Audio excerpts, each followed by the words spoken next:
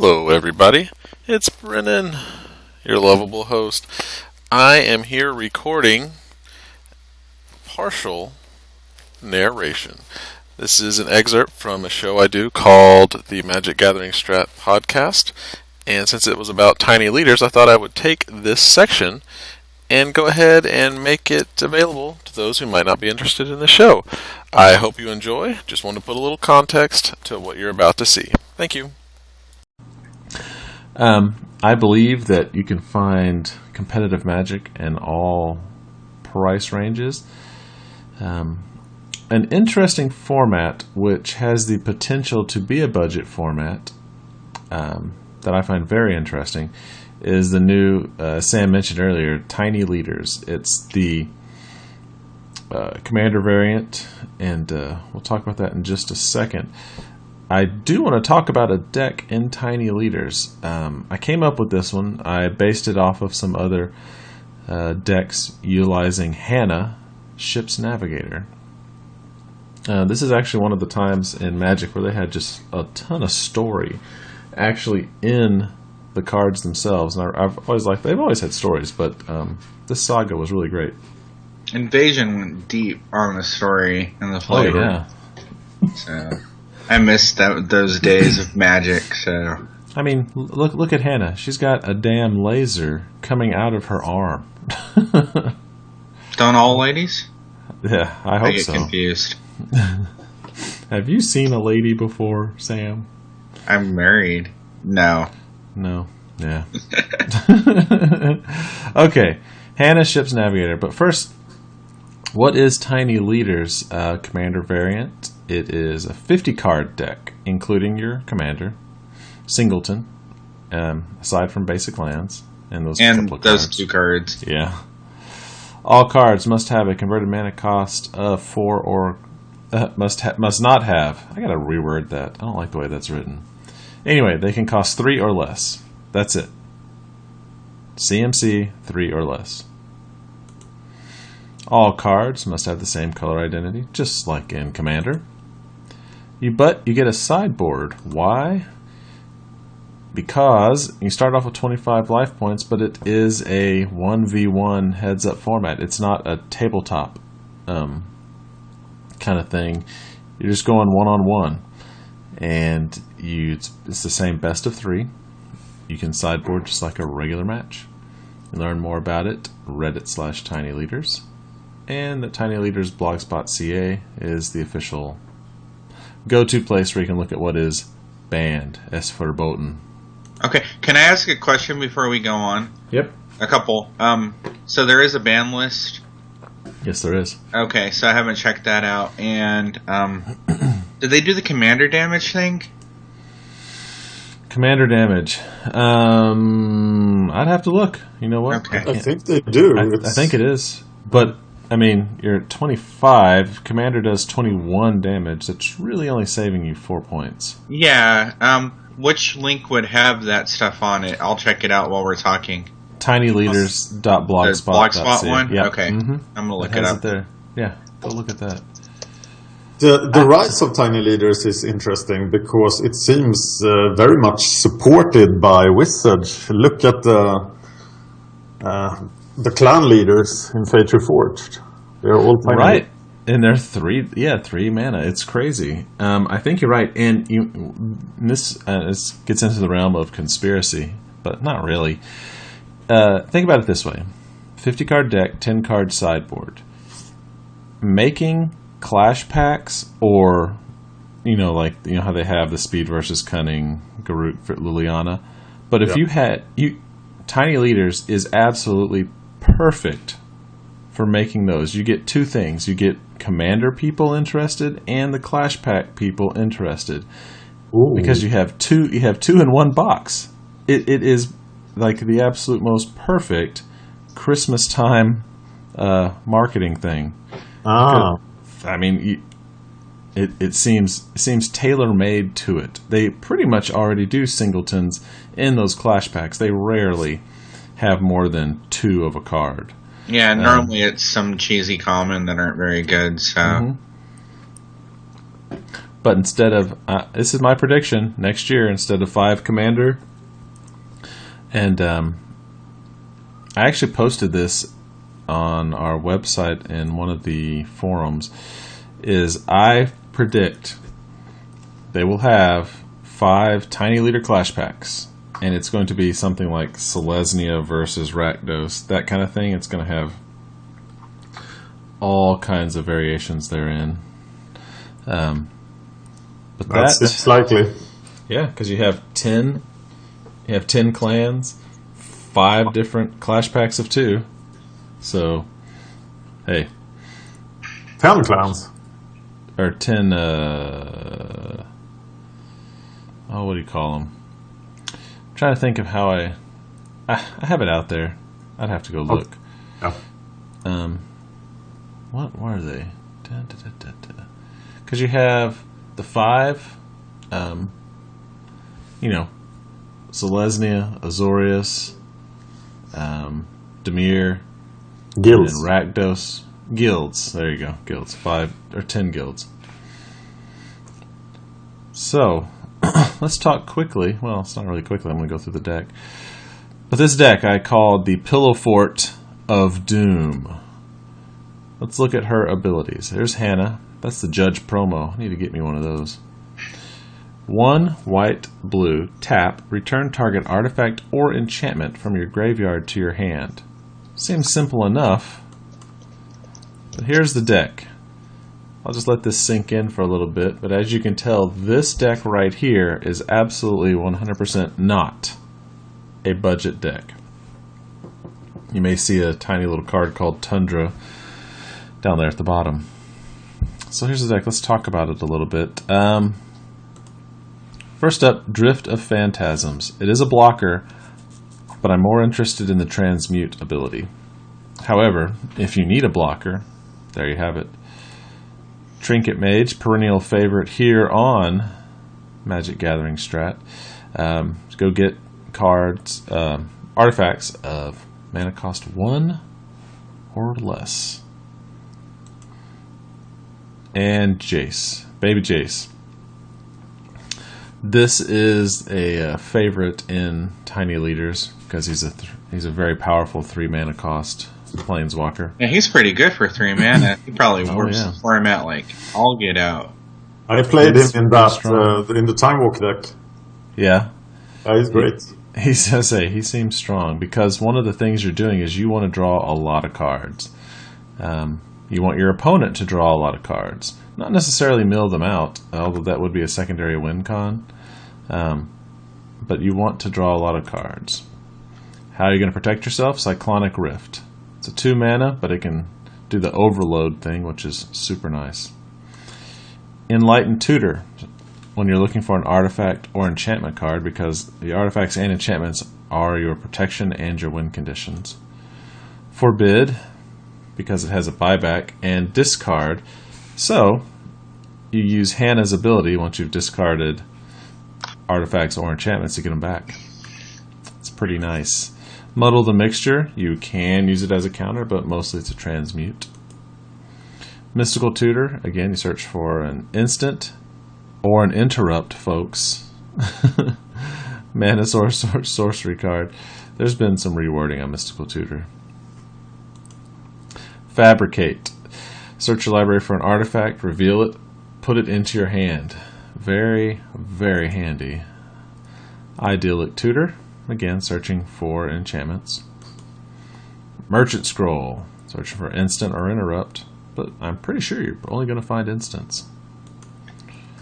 Prosperity. You want people to draw cards, and you don't mind if your opponent draws cards. As a matter of fact, you kind of want your opponent to be drawing cards. Enchantments. Here we go. Let's start off the bat. Arcane Laboratory. Each player cannot play more than 1 spell each turn. Very handy. Slows the game down. Luminarch Ascension. Here comes win condition number 1. At the beginning of each opponent's end step, if you didn't lose life this turn, you may put a quest counter on Luminarch's Ascension. And then you eventually get to put angels out onto the field. Very, very awesome. Overburden. Whenever a player puts a creature card into play, that player returns a land they control to their hand. Dun dun dun dun. And you have Propaganda. Each turn, each creature cannot attack unless its controller pays an additional 2, slowing the game down even further. Rhystic Study. You get to draw cards unless they pay mana. Seal of Cleansing. Destroy an artifact or enchantment. It's just good to have out there. And you can recur that with Hanna. That looks like a piece of toast. It is. It is cinnamon toast. That is Artifacts be hating cinnamon toast. Meanest toast ever.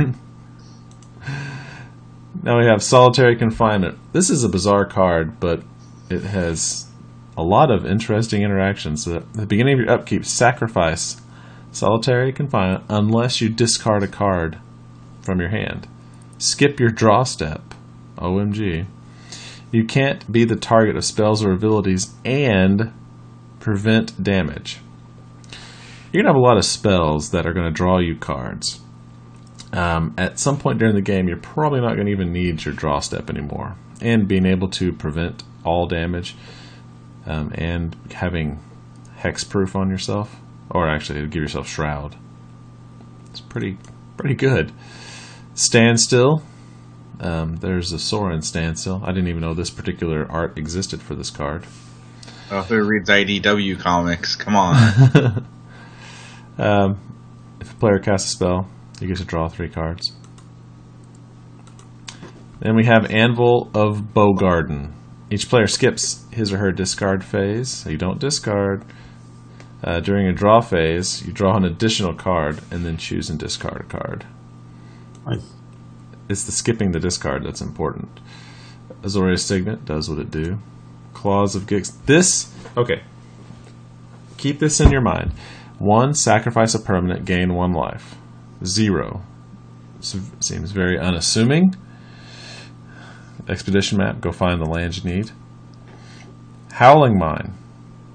Each player must draw 1 extra card. Very handy. Now we have this. Iron Maiden. Here is win con. I would say this is your primary win con. During each of your opponent's upkeeps, it does 1 damage for each card in their hand, more than 4. Does this mean Black Vice is banned? I believe Black Vice is. Black Vice is banned. Yes, Black Vice is banned. But this is the opposite. No, It's the rack, right? No, it's Black Vice. Oh, it is. No, it is. Then Yeah, what's- it's Black Vice. then The how rack much- is the other way. Okay, oh, that's it. So Iron Maiden. In the Once your original, opponent- sorry, in the Oh, original. no, go ahead. Back in the very early days of Magic, when you started land Mox 3 Black Vices. Ouch. You go. Yeah, me go what? I'm dead. And then strip mine your land. Right. Oh, those I were can't the do days. things. Yes. Wow. Only skill in that game. All right, and then you have Divining Top because nothing can smooth out draws more than Divining Top. Oh god, I And hate that. lure your opponent into quitting. Yeah. In response, I Divine Top. At the end of your turn, I Divine Top. In response to my draw, I Divine Top. Because Yes. I'm bored, I Divine Top. Yes, it's awful. Oh. Okay, here we go, folks. Static Orb. Players cannot untap more than 2 permanents during their untap phase. This is one of my favorite interactions. Okay, you play this, they can't untap more than 2 permanents. Alright? At the end of their step, you sacrifice it to Claws of Gix. At your upkeep, you do whatever you want to do. Then you recur this with Hanna, play it again at your end step. Oh. So that you just keep this cycle going. You do whatever you want, they aren't doing crap. Yeah, Hanna. She's a mean, mean woman. And then you also have this. Winter Orb. Player may not untap more than 1 land. Good old Winter Orb. Yes, and you can do the same thing. Sack it at the end of their turn. Recur it with Hanna. So good. I remember playing this with Nether Void. Oh, yeah? Oh, so All spells cost 3 more Yes. than Winter Orb. And of course, for Black Vice. where's 4 Black Vice? Why not? Yeah, why wouldn't you have 4 Black Vice? And all the strip mines? Yes. Ah. Yeah, 4 strip mines. Crazy, crazy, crazy. Good old days of Magic. Just look at that. Look at that art. It's so delicate. My favorite art so far has been the Howling Mine art by Mr. Mark Pohl, with the 2 little eyes poking out of the mouth. I had a 120 card green and artifact deck that I loved when I was a kid, and I had 4 Howling Mines. I just want to draw all the cards. Nothing wrong with that. It's awesome. All right. Now, you've seen the spells. Let's take a look at the land. Academy Ruins. 2 recur. More artifacts from your graveyard. Guess what Buried Ruin does? Same thing. Colonnade lets you attack with your land. Pretty handy. Command Tower gets you some mana colors. Flooded Strand lets you go find some land. Glacial Fortress, it's a buddy land. Hallowed Fountain, Shockland. Some Islands. Kor Haven to prevent all combat damage. I like it. Mystic Gate, filter land. Phyrexian Core. So here's another one to sacrifice artifacts, so you don't need just the Claws of Gix. You can do it with Phyrexian Core too. Or Phyrexia's Core. Handy. Some planes. Reliquary Tower, keep your hand super full. Seachrome Coast. Terramorphic, go find some land. Transmute, you can transmute into land if you want to, or, as I would, the Claws of Gix. Awesome. This was the all-star of the Pro Tour, right? In the second place deck around Tularia West. Oh, yeah. Tularia's hot. And then Tundra, good old dual land. Tundra. So, sideboard. I kind of just threw this together. Here it is, Aura of Silence. If you're going up against an artifact or enchantment heavy deck. There it is. Make them pay more for it. Cleansing Meditation. You can destroy all enchantments. Or, if you have Threshold, return to play all cards in graveyard, just all of your cards that you destroyed. Return them this way. So basically you do destroy them all. And you get yours back. Yes. Pretty damn handy. Ghostly Prison. Keep them from attacking, especially against some super aggro decks. Minds Aglow. This one I didn't know about. I was doing some searching and found it. Starting with you, each player may pay any amount of mana. Each player draws X cards, where X is the total amount of mana paid this way. What is that? Yeah, isn't that crazy? That's bonkers. I pay 0. Yeah, I pay 5,000. We each draw 5,000 cards. You have a lot of lands. I do. Candelabra of Tawnos is awesome. It is. Sculpting Steel. If you find that you need to, especially if you're going up against some, the swords. If you're up against swords, yeah. Sculpting Steel is nice to copy their swords. I have 3 words for you. Extra Howling Mine. Boom. Right. Okay. Tormod's Crypt. 0 sack. Kill their graveyard, right? Okay. Simple enough. Enchantment. At the beginning of each opponent's combat phase, that player may remove a card from his or her graveyard from the game. If the player does not, they can't attack. Sack. Recur with Hanna. They ain't doing anything. I love this combo. Boom. Love it. Relic of Progenitus, because it's handy. Valorous Stance. If you are having a hard time keeping your commander alive, that you can make it indestructible. And I like the card. Celestial Flare.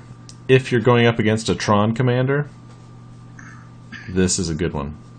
I don't think enough people play this card. Should have got reprinted in M15. It's a great card. I feel that way. It had a very short amount of time in the sun. Yep. So.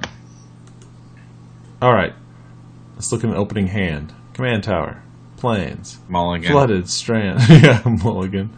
Howling Mine. Iron Maiden, yes. Idyllic Tutor. Static Orb. Yes. That just seems all sorts of mean. This is a ridiculous hand.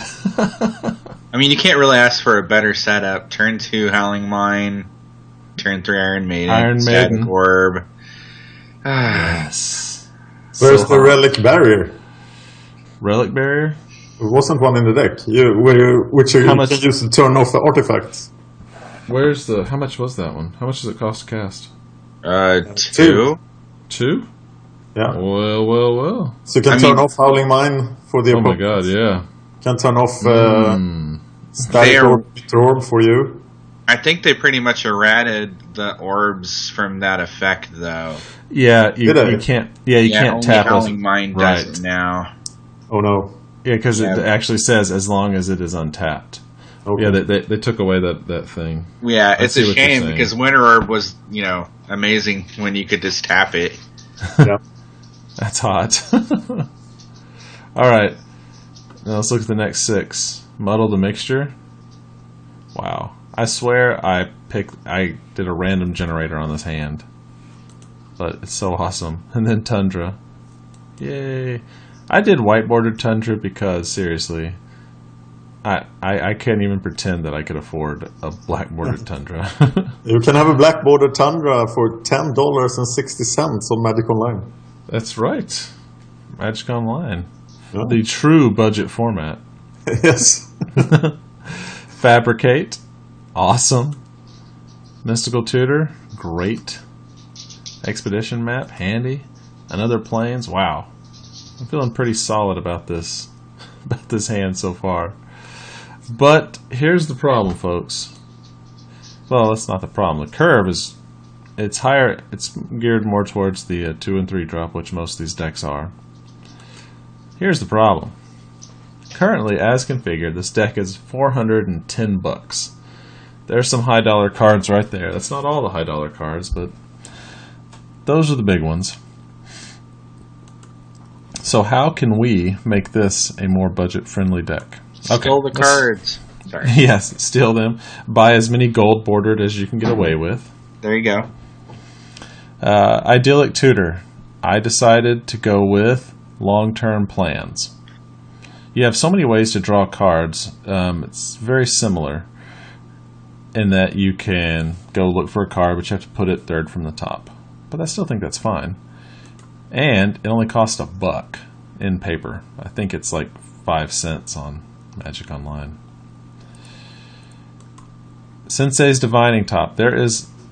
Okay, let's get this out in the open. There's no replacement for Sensei's Divining Top. But we can come a little closer. Crystal Ball. Scry 2. 1 mana, Scry 2. Not bad. Not bad. No. Cheap. It's a replacement. Again, we're going budget. And it's only 40 cents. Nice. Okay, another tutor, Enlightened Tutor. It's getting hard to find budget tutors because they're just so darn useful. But I chose Impulse. Look at the top 4 cards of your library. Put one of them into your hand. The rest on the bottom of your library in any order. I thought, hey, looking at the top 4 and being able to grab whichever one you want. It's not the same as a tutor, but it's a neat way to filter your next draw. And it's also 35 cents. Very handy. Celestial Colonnade. It is an invasive land that is crazy to deal with, but it's also $16. And will probably be reprinted in Modern Masters 2. I think all man lands are going to be reprinted in Modern Masters 2. Or 2015.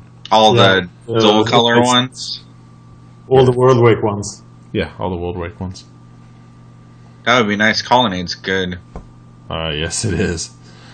I chose Forbidding Watchtower because it's a big butt that can get in the way. Question.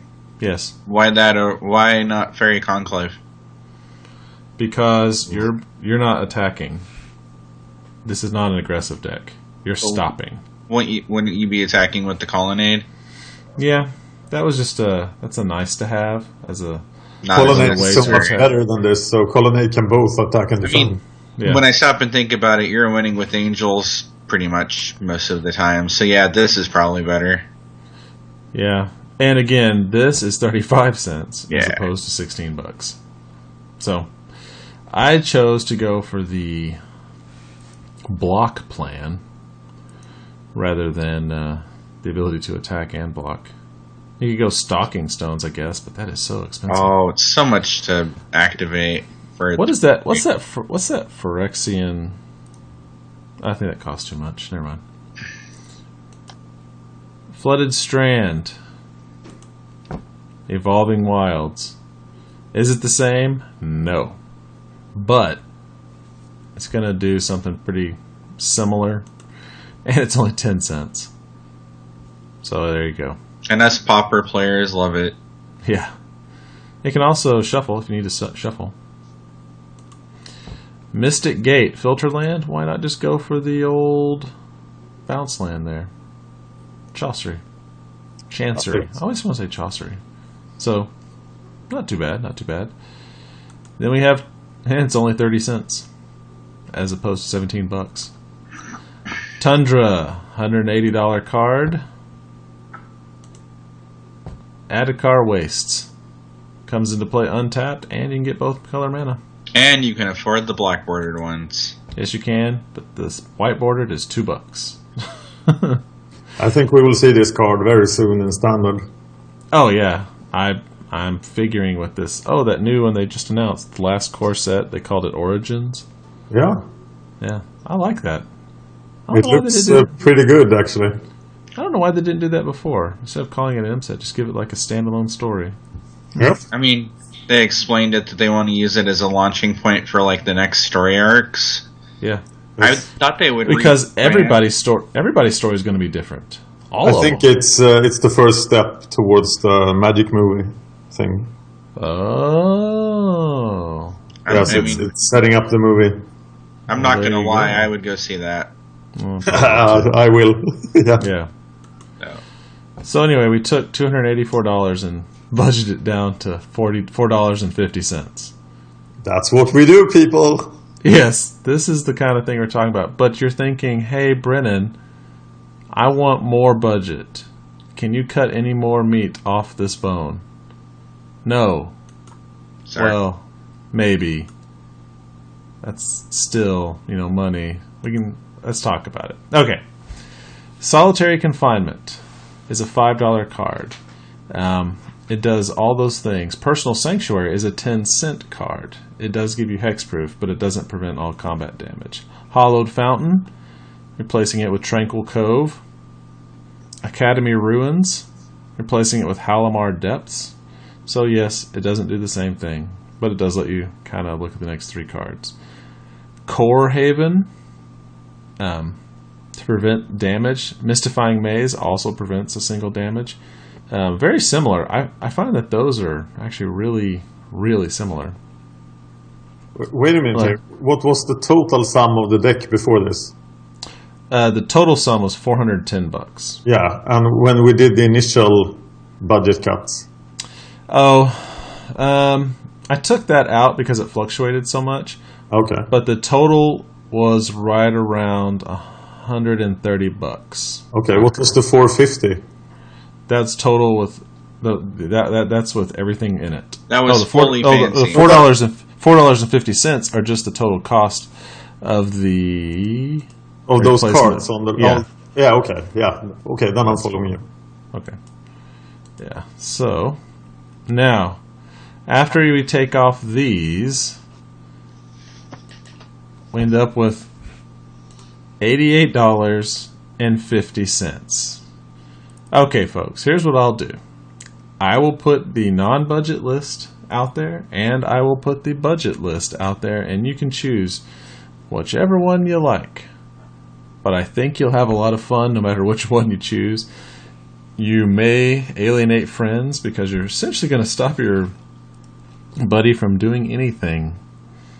And how much fun is that? For you, probably a lot of fun. For them, not so much. They might punch you. They might punch you. They're going to come out with double windmills. Please go to magicgatheringstrat.com, YouTube/magicgatheringstrat. Please subscribe and like. It does help us out. Also, Twitter, @magicgathstrat. You can follow me at Cerulean Says Hi. Hello. Also Sam at SPO7677. That would be... Also, we're on Facebook /magicgatheringstrat. We appreciate everybody who does follow us, and we're also on iTunes. So, please subscribe. We like it. We're trying to get up to 5,000 subscribers on YouTube, and that's a magical number for YouTube. They allow us to do more things, and we get to work with them a little bit more, which would be great. We have lots of other content on the channel. Please check it out. And for Standard Proper Show, I'm Brennan. With me was Sam and Dan. Thank you for listening.